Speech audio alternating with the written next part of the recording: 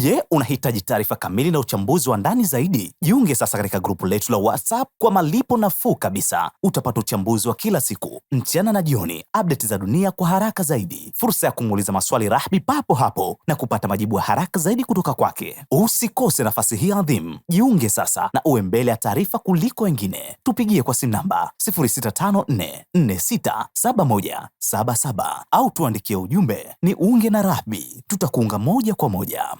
Donald Trump alisema Washington ilifanya mazungumzo mazuri sana kuhusu Irani baada ya pande hizo mbili kufanya mazungumzo yasiyo ya moja kwa moja nchini Oman.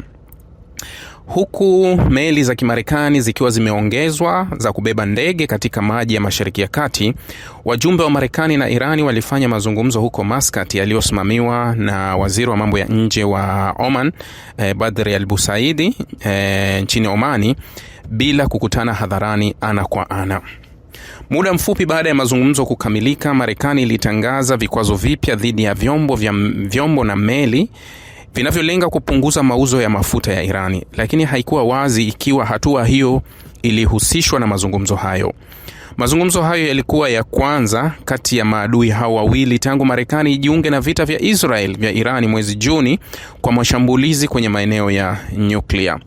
Vile tulikuwa na mazungumzo mazuri sana kuhusu Irani, Trump aliwaambia waandishi wa habari ndani ya Air Force One wakiwa njiani kuelekea mapumziko yake kule Mar-a-Lago, Florida, akiongeza, tutakutana tena mapema wiki ijayo. Hata hivyo, huku Irani ikionya dhidi ya vitisho zaidi baada ya Washington kuibua kielelezo cha hatua mpya za kijeshi, Trump alisema ikiwa hawatafikia makubaliano, matokeo yake yatakuwa mabaya sana. Waziri wa mambo ya nje wa Irani Abbas Araghchi, ambaye aliongoza ujumbe wa Irani huko Muscat, alisema mazungumzo yalilenga pekee mpango wa nyuklia wa Irani ambao magharibi wanaamini unalenga kutengeneza bomu la atomiki, lakini Teherani inasisitiza mpango wake ni wa amani. Ujumbe wa Marekani ukiongozwa na mjumbe wa Mashariki ya Kati Steve Witkoff na mkwewe mwenye ushawishi mkubwa wa Trump Jared Kushner pia walitaka uungwaji mkono wa Teherani kwa makundi ya wanamgambo, mpango wake wa makombora ya ballistic na jinsi waandamanaji walivyotendewa katika ajenda ijayo. Katika mazingira chanya sana, hoja zetu zilibadilishwa na maoni ya upande mwingine yaliyoshirikishwa nasi, Araghchi aliambia televisheni ya serikali ya Irani, akiongeza kuwa pande hizo mbili zilikubali kuendelea na mazungumzo. Akizungumza na shirika rasmi la habari la IRNA, Araghchi alielezea matumaini kwamba Washington ingejiepusha na vitisho na shinikizo ili mazungumzo yaweze kuendelea. Hiyo ni moja ya taarifa iliyoandikwa kwenye baadhi ya vyombo vya habari. Taarifa nyingine inasema hivi: Irani imekataa wito wa Marekani wa kusimamisha urutubishaji wa uranium katika eneo lake wakati wa mazungumzo huko Omani siku ya Ijumaa. Mwanadiplomasia wa kikanda aliyepewa taarifa na Teherani aliambia Reuters kwamba lakini Irani iko tayari kujadili kiwango cha urutubishaji au usafi na muungano huo wa kikanda. Mwanadiplomasia huyo aliongeza kuwa Teherani inaamini wapatanishi wa Marekani walionekana kuelewa msimamo wa Irani kuhusu urutubishaji huo na walionyesha kubadilika kuhusu madai ya Teherani. Aliongeza kuwa uwezo wa makombora wa Irani haukujadiliwa wakati wa mazungumzo huko Muscat. Waziri wa mambo ya nje wa Irani Abbas Araghchi alisema siku ya Ijumaa kwamba mazungumzo ya nyuklia na Marekani yaliyosimamiwa na Omani yalikuwa mwanzo mzuri na yanatarajiwa kuendelea katika matamshi ambayo yanaweza kusaidia kupunguza wasiwasi kwamba wanaweza kushindwa kufikia makubaliano yanaweza kuisukuma Mashariki ya Kati katika vita kubwa. Lakini alisema baada ya mazungumzo katika mji mkuu wa Oman Muscat kwamba mazungumzo yoyote yanahitaji kujiepusha na vitisho na shinikizo. Teherani ilisema, Teherani inajadili tu suala lake la nyuklia, hatujadili suala lingine lolote na Marekani. Ingawa pande zote mbili zimeonyesha utayari wa kufufua diplomasia kuhusu mzozo wa nyuklia wa Teheran na Magharibi, Washington ilitaka kupanua mazungumzo ili kufidia makombora ya Irani ya masafa marefu, usaidizi wa makundi yenye silaha katika eneo hilo na kuwatendea watu wao wenyewe. Waziri wa mambo ya nje wa Marekani Marco Rubio alisema Jumatano Maafisa Irani wamekataa mara kwa mara kuweka makombora ya Irani kuwa ni moja ya ajenda. Anasema moja ya silaha kubwa zaidi katika Mashariki ya Kati kwa ajili ya majadiliano. Wamesema Teherani inataka kutambuliwa kwa haki yake ya kurutubisha urani. Kwa Washington, kufanya urutubishaji njia inayowezekana ya kuzalisha bomu la nyuklia ndani ya Irani ni mstari mwekundu. Teherani imekataa kwa muda mrefu nia yoyote ya kutumia silaha katika uzalishaji wa nyuklia. Sasa hii taarifa inasema Irani imekataa wito wa Marekani wa kusimamisha urutubishaji. Nililizungumza jana katika kile ambacho nilikitoa kama kusema nakala iliyovuja. Mnakumbuka nakala ile ya Al Jazeera? Niliwaambia nakala iliyovuja. Nakala ile ilikuwa inasema kuwa Irani itatakiwa kusitisha rasmi uzalishaji, halafu itatakiwa ipunguze urutubishaji kuja 1.5. Irani wamelizungumza mara nyingi kuwa hatuwezi kusitisha urutubishaji, tunaweza kujadili kiwango cha urutubishaji. Kiwango gani turutubishe? Kwa sababu huu mjadala pia ulikuwepo kwenye 2015. Huu mjadala ulikuwepo kuwa kiasi gani tunarutubisha. Unajua hapa mwishoni Irani baada ya Marekani kujiondoa kwenye makubaliano walienda kurutubisha kwa kiwango kile ambacho, ila walitumia muda, yani walikuwa narutubisha sana. Ndio maana waliweza kupata 60%, ambayo ikifika 90% una uwezo wa kutengeneza makombora. Licha ya kuwa 60% pia inaweza ikatengeneza baadhi ya makombora, lakini ikifika 90% uhakika kuwa una uwezo wa kutengeneza makombora kadhaa ya nyuklia. Sasa Irani yuko juu ya 60% kwa sasa. Ndio maana wanasema kuwa tuchukue hii iliyorutubishwa tuipeleke sehemu nyingine. Unajua, mnakumbuka ule mlipuko wa bandari kule Beirut mwaka 2020. Nadhani ilikuwa mwezi Mei.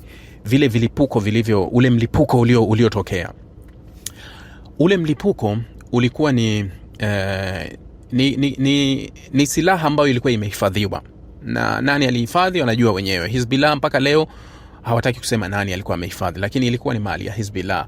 Na unajua hata kulipuka kwake inatajwa kuwa kuna connection ambayo ilikuwa imetoka upande wa pili wa ilipue, na madhara yake yakawa ni makubwa sana, kwa sababu ule mlipuko ulipiga Beiruti, ile bandari ya Beiruti ulikwenda umbali wa kilomita karibu 250, yani mbali mpaka kule Cyprus ulikwenda visiwani, ulisogea mbali kabisa, lakini madhara yake watu mamia walijeruhiwa.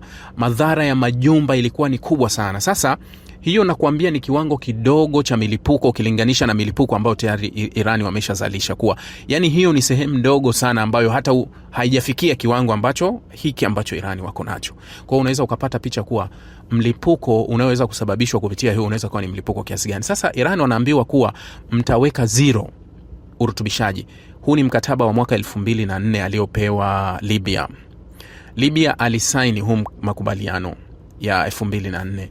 Hali kadhalika Iraki walizuiliwa kutengeneza nyuklia, na Syria walizuiliwa mwaka 98 nakumbuka mikataba hii, na vinu vyao vikasambazwa kabisa.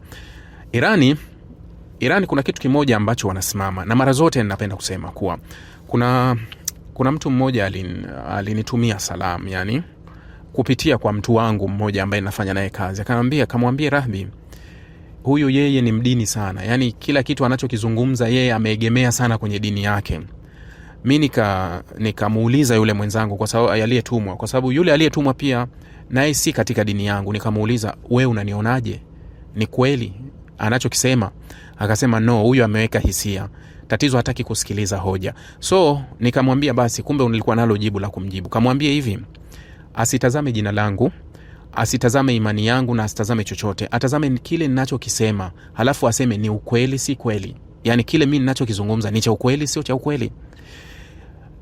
Urutubishaji wa urani, nikisema natetea Irani haizuiliwi na sheria yoyote na mkataba wowote. NPT wanaipa kabisa authority, kwa sababu kile Irani anakifanya ndio nchi zingine zinafanya. Australia anafanya, Canada anarutubisha, na nchi nyingi zinarutubisha kwa kiwango hicho. Kwa hiyo ni haki yake. Ndio maana Irani wanapozungumza kuhusu haki yao ya nishati ya hata nyuklia, wanasema sisi urutubishaji wa nyuklia wa 3.65 ni haki yetu. haina mjadala. Yani haki ya urutubishaji wa urani ni haki ya nchi yoyote. Kwa hiyo pale Marekani na Israeli wanaposema kuwa Irani hawezi kurutubisha, mnakiuka sheria nyinyi, sio Irani. Irani anasimamia kuwa hii ni haki yangu, hii ni haki yangu ambao ninapaswa kuitumia. Sasa kama yeye haki yake anapaswa kuitumia, alafu wewe unaizuia haki yake kuitumia, nani aliyevuruga? Mimi nikitetea Irani hapa nitakuwa nimefuata kwa sababu wa Irani wana dini fulani. Kwa nini isiwe kuwa Marekani na wenzake wanakiuka kulinda msingi wa haki ya... Nimesema hivi mara kadhaa kuwa mkataba wa NPT ni mkataba wa Umoja wa Mataifa. NPT ni mkataba wa Umoja wa Mataifa, mkataba ambao unazuia nchi kuendeleza yani utengenezaji wa silaha za nyuklia, kwa sababu ulimwengu ulikuwa kwenye tishio la kuenea kwa nyuklia na huenda ulimwengu ukaangamizwa kutokana na wingi wa silaha za nyuklia. Kwa hiyo NPT ilitaka kudhibiti nchi nyingine zenye malengo au zenye nia ya kuwa na nyuklia. Wakaweka kiwango cha 3.65 ambacho nchi zinaweza zikarutubisha, kwa sababu kwa urutubishaji huo unaweza ukatumia kwa matumizi mengine, kwa sababu nyuklia haitumiki tu kwenye makombora. Nyuklia inatumika kwa kazi nyingine. Ndio maana kuna vinu vya nyuklia ambavyo vinu vya kuzalisha tu umeme, kuna masuala ya matibabu, kuna masuala ya teknolojia, kuna masuala yote yanatoka kupitia hicho kitu kinaitwa nyuklia. Kwa hiyo nyuklia inaweza ikatumika kwenye usalama kawaida. Kwa hiyo haki ya urutubishaji ya 365 ni haki yao Irani, haiombwi. Yani si kwamba lazima tunaweza tukamuomba Marekani idhini atuidhinishie. No. Kama hiyo haki siyo sahihi, nchi wanachama wa Umoja Mataifa wanatakiwa warudi sasa, waende wakatengue makubaliano na mkataba wa NPT kuwa sasa ni marufuku urutubishaji hata wa 1%, na nchi zote ambazo zinaendeleza kurutubisha sasa zistop. Hakuna kurutubisha, wote wa stopu. Sio Irani ya stopu, wengine wanaendelea. Kwa hiyo Irani 365 ni haki yao. Ndio maana Irani wanasema kuwa hatuwezi kuondoa haki yetu. Hii ni haki yetu ambayo inalindwa na mkataba wa Umoja wa Mataifa, ni haki yetu. Sasa wewe vipi haki yetu tuambie kuwa hatustahili, alafu hiyo haki ambayo sisi hatustahili wengine wanaweza kupewa hiyo haki? Sasa hapo mimi ndio nakwambia, nikitetea watu wanaona kama natetea hoja. Ndio maana ninakwambia unapopingana na mimi usinitazame mimi nani, njoo upinge hoja yangu mimi ninayoizunguka. Sasa angalia, NPT ni ya UN, sawa? Irani ni mwanachama na amesaini makubaliano na amesaini ufuatiliaji. Halafu kuna IAEA, shirika la atomiki duniani ambalo nchi zinazomiliki nyuklia nyingi ni wanachama, na ukiwa umeanzisha hiyo project ya urutubishaji wa urani ni lazima uwe NPT na IAEA, kwa sababu NPT wanaangalia kiwango ambacho unatembea kwenye njia zao kwenye kiwango ambacho kimeidhinishwa. Halafu wanakuja IAEA wanakukagua kuwa je, umefika au unataka kuvuka mstari. Irani ni mwanachama wa NPT wanamkagua, IAEA wanamkagua. Israeli sio mwanachama wa NPT wala sio mwanachama wa IAEA, hakaguliwi, hafatiliwi, hafanyiwi nini. Lakini huyu ni ana haki, halafu uendelezaji wake haufatiliwi. Mpaka sasa Israeli anaendeleza kutengeneza makombora na nini, kutengeneza nyuklia, kila kitu anakifanya gizani bila kukaguliwa. Lakini Irani ambaye anatoa ushirikiano kwa NPT, anatoa ushirikiano kwa IAEA, yeye ndio shida. Ila huyu anayefanya gizani hakuna mtu anajua, yeye yuko sawa. Kwa hiyo tukizungumza, jamani, wekeni hisia zenu pembeni. Hizo hisia zenu za kiimani ziwekeni pembeni, tuzungumze vitu uhalisia. Unapozungumza kuhusu makombora, Irani, nchi ngapi zinatengeneza makombora? Makombora ya masafa marefu, Irani si peke yake mwenye makombora ya masafa marefu. Korea anayo yanakwenda, yanaweza yakazidi hata ya Irani. Wale Ukraine Urusi ana makombora yanakwenda kilomita zaidi. China ana makombora yanayokwenda zaidi. Kwa nini iwe nongwa kwa Irani kujitengenezea yeye? Marekani na washirika Israeli wote wana makombora yanayokwenda zaidi. Kwa nini Irani anapotafuta ulinzi wake yeye mwenyewe, halafu eti iwe shida yeye kuwa na uwezo wa kujilinda? Ukraine anapogombana na wazungu nini? Nataka mkataba wa usalama. Usalama upi? Ulinzi wangu. Ulinzi upi? Alitaka nyuklia. Ukiwa na nyuklia si hawatonigusa, lakini nataka usalama. Sasa Irani anaona kuwa tukienda kwenye nyuklia tunagombana. Mmekuwa mnatudhibiti kweli kweli kwenye nyuklia, hamtaki tuwe na nyuklia. Tunatafuta mbadala wa nyuklia ambayo hakuna sheria yoyote tulioivunja, hakuna mkataba wowote tuliouvunja wa makombora, hakuna chochote tulichokiuka katika kuandaa makombora yetu. Hakuna, hutaki kuwa na hiko. Hii double standard ya ulimwengu iko kiwango gani?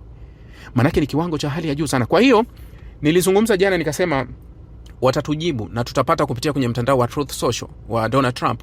Atatuambia sasa kuwa wamefikia wapi. Lakini Trump ametuambia hili 1+1 changanya na zako. Before siku 2 Israeli hajaanzisha mashambulizi ile kwenye ile June ile 12 days war, Trump alituambia hivyo kwenye mtandao wa Truth kuwa tuko kwenye mazungumzo bora sana na Irani na tutafikia muafaka. Lakini kilichotokea, Israeli alianzisha mashambulizi na Marekani baadaye Trump akasema kuwa tulipanga wote pamoja. Kwa hiyo hata hili unapoambiwa sana usichukulie kile unachokiona. Yani kile unachokiona ni halisi, sio kile unachoambiwa. Kwa hiyo wanachotuambia au alichokuambia Trump bado tunatakiwa tuweke 1+1 kwa sababu hawa ni viumbe wasiotabirika. Wanachokizungumza na wanachomaanisha ni vitu viwili tofauti kabisa. Kwa hiyo hilo ndio liko hivyo. Nimalizie na hili ambalo nadhani Marekani kulilipuka juzi wakati Donald Trump alivyochapisha kwenye mtandao wa Truth Social picha ya Obama pamoja na mkewe Michelle katika katuni za nyani. Nimemwona Senator Bernie Sanders wa Vermont akasema hatujawahi kushuhudia ubaguzi unaotoka White House kuzidi huu. Na nimeona hata wabunge wengi wa Republican wameandika kweli.